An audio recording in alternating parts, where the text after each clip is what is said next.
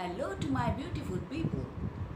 कैसे हैं आप सब दोस्तों? कई दिनों के बाद आप सबसे रूबरू होने का मौका मिला है। वैसे तो हम वीडियो के माध्यम से डेली ही मिलते हैं, लेकिन आज फेस टू फेस मिलने का मौका हमें कई दिन के बाद नसीब हुआ है, तो चलो इसे एंजॉय करते हैं। लेकिन उससे पहले हम आपको एक गाना सुनाते हैं। सावन आया मुसीबत लाया। किस किस के लिए सावन मुसीबत लेकर के आता है दोस्तों, बताइएगा ज़रूर। बहुत सारे लोगों के लिए मुसीबत लेकर के आता है दोस्तों। बारिश जब स्टार्ट हो जाती है तो गर्मी से तो राहत दे देती है, लेकिन मानसून आते आते बहुत सारी ऐसी प्रॉब्लम्स होती हैं जो हमें फेस करनी पड़ती है। और यही मनुष्य जीवन है, जिसमें एक समस्या ख़त्म होती है और दूसरी चालू हो जाती है। इसी का नाम जीवन है। बस ऐसे ही चलते चलते चलते हमारा हैप्पी बर्थडे बन जाता है और एक दिन वो परलोक को सिधार जाते हैं। तो दोस्तों, आज हम मानसून पे ही चर्चा करने वाले हैं। कोई वीडियो में कोई रेसिपी वगैरह, कोई अटर शटर, कोई गाड़गम शाड़गम कुछ भी नहीं है, सिर्फ और सिर्फ बातें हैं दोस्तों। मानसून कह लो, बारिश कह लो, सावन कह लो, कुछ भी कह लो, उन सब में जो सबसे बड़ी समस्या आती है ना, वो आती है बालों पे। बारिश आते के साथ ही ना, एक तो बाल ऐसे यक्कू की तरह खड़े होने लग जाते हैं। जैसे ही बारिश आएगी, कुछ लोगों को तो जैसे मेरी बेटी है, उसका तो ये हाल है कि यहाँ बाल ऐसे गोल गोल करके खड़े हो जाते हैं और ऐसा लगता है जैसे है ना, जैसे पिक्चरों में नहीं दिखाते कि कोई करंट लग गया और उसके सारे बाल खड़े हो गए, ऐसे। तो कई लोगों को ऐसी समस्याओं को झेलना पड़ता है। अब दोस्तों, इसके कारण क्या हो सकते हैं? सबसे मेन जो होता है ना, वो तो देखो, बारिश की वजह से क्या होता है कि बालों में है ना नमी होने लग जाती है। यानी कि गर्मियों में रूखापन होने लग जाता है और बारिश में नमी होने लग जाती है। और नमी हमेशा मतलब गीले गीले रहना, और जब गीले गीले रहते हैं तो बाल हल्के पड़ने लग जाते हैं और कमज़ोर पड़ने लग जाते हैं, और कमज़ोर पड़ते हैं तो टूटते भी जल्दी हैं। उसकी वजह से क्या होता है, कुछ लोग तो अपने बालों में कंघी करना ही छोड़ देते हैं कि जब ज़रूरत होएगी ना बहुत ही ज़्यादा और दिखेगी नहीं कंघी किए बिना, तभी कंघी करेंगे। उसमें से मैं खुद एक हूँ।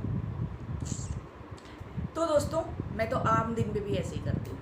जब मुझे लगता है ज़रूरत है तभी कंघी करती हूँ, डेली वेली कंघी नहीं करती। मैं थोड़ी ना, मेरे को ऐसा शौक़ नहीं है, तो मैं थोड़ी आलसी लेज़ी टाइप बोल सकते हो आप, मैं इस तरह की हूँ। लेकिन दोस्तों, मैं क्या कर सकती हूँ, मुझे भगवान ने बनाया ही ऐसा है। तो दोस्तों, ज़्यादा वक्त जाया ना करते हुए हम आपके मेरी बक को आप बर्दाश्त करें, उससे क्या फ़ायदा है, फिर आप मुझे गाली निकालेंगे। तो चलो हम बताते हैं आपको दोस्तों, बालों की केयर मानसून में सबसे ज़्यादा हम कैसे कर सकते हैं और हमें क्या क्या समस्याएं झेलनी पड़ती हैं और उनसे हम कैसे निजात पा सकते हैं। जितना कुछ मुझे पता है, जो मैंने अपने ऊपर किया है और जो मैं अपने बच्चों पे करती हूँ, वो मैं आज आपके साथ शेयर करने वाली हूँ। तो दोस्तों, सबसे पहले तो हमारे बालों में जो बारिश आती है ना, उसमें सबसे ज़्यादा बाल झड़ते हैं। मानसून में जितने बाल झड़ते ना, इतने तो पतझड़ में पत्ते भी नहीं झड़ते। लेकिन क्या करें, झड़ते हैं तो झड़ते हैं। अब हमें पता ही नहीं होता है तो क्या। देखो, सबसे पहले तो आप कुछ चीज़ें हैं जिनका आप हमेशा का ध्यान रखेंगे तो आपके बाल कभी नहीं झड़ेंगे। उनमें सबसे पहला स्टेप जो है वो है स्ट्रेस लेना। जी हाँ दोस्तों, चिंता और चिता में सिर्फ एक बिंदी का ही फ़र्क होता है, इससे ज़्यादा कोई फ़र्क नहीं होता है। तो भैया, स्ट्रेस काहे लेना?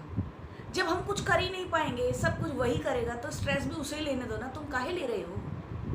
तो दोस्तों, सब बाल झड़ने का जो सबसे मुख्य कारण होता है वो होता है स्ट्रेस लेना। हम छोटी छोटी बातों पे ना चिंता करने लग जाते हैं। चिंता करने से हमारी जो आंखों के नीचे घेरे पड़ जाते हैं, फाइन लाइंस आने लग जाती हैं, रिंकल्स आने लग जाते हैं, बाल झड़ने लग जाते हैं, हाथ पैरों की चमड़ी है ना मुरझाई मुरझाई सी होने लग जाती है। फिर भी हम कुछ नहीं उखाड़ पाते हैं, लेकिन फिर भी स्ट्रेस लेते हैं। तो दोस्तों, सबसे पहले तो इस चीज़ को अपनी लाइफ से रिमूव कर दीजिए। सब कुछ अपने भगवान पे छोड़ दीजिए और भरोसा बनाए रखिए, वो आपकी नैया को पार लगा ही देगा। अब दोस्तों, दूसरी बारी आती है कि सबसे इम्पॉर्टेंट होता है हमारे शरीर और बालों के लिए पानी।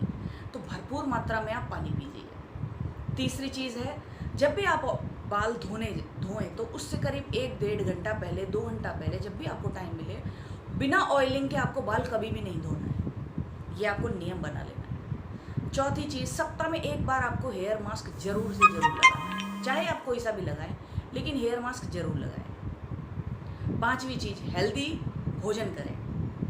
यानी कि आप इंटरनल भी अपनी बॉडी को पोषण देते रहें और बाहरी रूप से भी देते रहें। अंदर से भी खाना खिलाते रहें और बाहर से भी, यानी कि पौधे को जड़ों में भी खाद पानी देते रहें, खाद देते रहें और ऊपर से भी स्प्रे करते रहें, तो पौधा हरा भरा रहेगा, स्किन हमेशा चमकती रहेगी, बाल हमेशा ग्लो करेंगे और हेल्दी रहेंगे।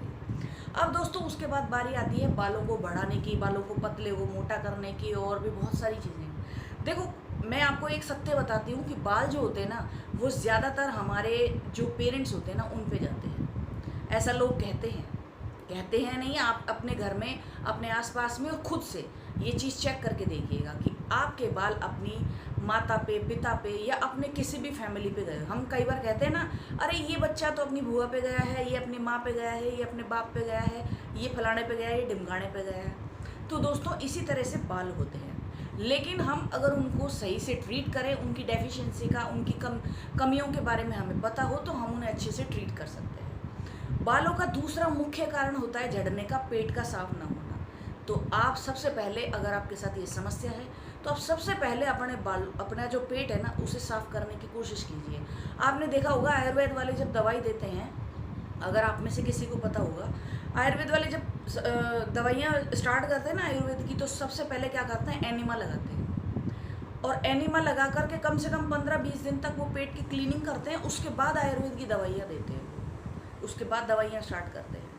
तो इसी तरह से बालों का जो कनेक्शन है, स्किन का जो कनेक्शन है, वो पेट से है। तो पेट सफ़ा तो रोग दफ़ा। तो दोस्तों ये भी एक चीज़ है। अब उसके बाद कुछ चीज़ें ऐसी हैं जिन्हें हम अपनी डाइट में शामिल करें अगर, तो हम अपने बालों को बेहतर तरीके से, अपनी स्किन को बेहतर बना सकते हैं, और सबसे ज़्यादा तो बालों को बना सकते हैं। उसमें सबसे पहले आता है अंडा। अगर आप अंडा खाते हैं, मैं नहीं खाती हूँ, ना मैं लगाती हूँ, लेकिन जो खाते हैं उनके लिए, अगर आप अंडा खाते हैं तो अंडे में ऐसे बहुत सारे पोषक तत्व होते हैं जो हमारे शरीर में पहुंच करके हमारे बालों को लंबा भी कर सकते हैं, हमारे बालों को गहरा भी कर सकते हैं, हमारे बालों की ग्रोथ अगर ख़त्म हो जाती है तो उसे भी वापस से रीग्रोथ करते हैं, हमारी बॉडी के लिए भी फ़ायदेमंद होते हैं। तो जो लोग अंडे खाते हैं वो खाइए भी और लगाइए भी। उसके बाद दूसरी चीज़ है, वो है दोस्तों जामुन। जामुन भी हमारे जो बाल और स्किन है उन दोनों के लिए बहुत बेहतर होता है। तो जामुन को लगाना तो आप लोगों को बहुत थोड़ा टिपिकल पड़ जाएगा, लेकिन आप जामुन जितना हो सके, इस सीज़न में तो खूब आ रहे हैं आप जामुन, पाव भर जामुन रोज़ खा जाओ। 15-20 दिन में आपके देखना ये गाल ऐसे टमाटर जैसे लाल लाल बिल्कुल जैसे कश्मीरियों के तो नहीं, से ऐसे हो जाएंगे सुंदर सुंदर एकदम, और स्किन ऐसे चमकेगी शीशे के माफे। तो दोस्तों 2 चीज़ हो गई। अब तीसरी जो चीज़ है वो है हेल्दी डाइट। हेल्दी डाइट में आप हरी सब्जी, पत्तेदार सब्जियां, फल, फ्रूट, सीजनेबल जो सब्जियां होती है ना वो ज़रूर खाइए। कोल्ड स्टोरेज की सब्जियां मत खाओ, इससे बढ़िया तो चटनी से खा लो यार, लेकिन कोल्ड स्टोरेज वाली चीज़ें ना उनको मत यूज़ में लो। आप गूगल पे सर्च करो कि सीजनेबल फल कौन से होते हैं, सीजनेबल सब्जियाँ, अगर आपको नहीं पता है तो आप सीजनेबल सब्जियाँ खाओ, सीजनेबल फल खाओ, हरी पत्तेदार सब्जियाँ खाओ जिनमें भरपूर फाइबर होता है। हो गई ना 3 चीज़ें। अब दोस्तों चौथी चीज़ आती है मेथी। मेथी तो भाई साहब कमाल ही है, शरीर के लिए भी और बालों के लिए भी। तो आज हम सबसे लंबी जो चर्चा करेंगे वो करेंगे मेथी पे।